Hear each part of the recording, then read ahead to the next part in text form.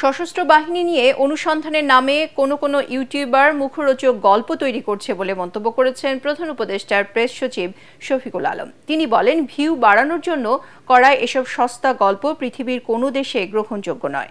Dhaka reporters ইউনিটিতে গণমাধ্যম সংস্কার কমিশনের সুপারিশ পর্যালোচনা ও করণীয় শীর্ষক গোলটেবিল বৈঠকে এসব কথা বলেন তিনি। বিটিভি, বেতার ও বাসসে আওয়ামী লীগের 15 বছরের তদবিরে নিয়োগ পাওয়া অযোগ্যদের তালিকা করতে অবসরপ্রাপ্ত বিচারপতির নেতৃত্বে কমিশন গঠনের কথা বলেন শফিকুল আলম। ঢাকা রিপোর্টার্স ইউনিটির সাধারণ সম্পাদক মাইনুল হাসান সোহেলের সঞ্চালনায় ও সংগঠনের সভাপতি আবু সালে আকনের সভাপতিত্বে গোলটেবিলে বক্তব্য রাখেন সিনিয়র সাংবাদিকরা।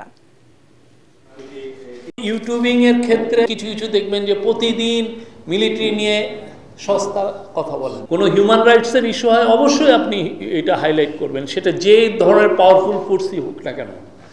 কিন্তু আপনি সস্তা ইনস্টিগেশন, মানুষকে আপনি ভিউয়ার টানতে যে না আপনার 5,000 ভিউয়ার হয়, আপনি 50,000 চাচ্ছেন, এইরকম একটা মুখরোচক দিয়ে দিলেন।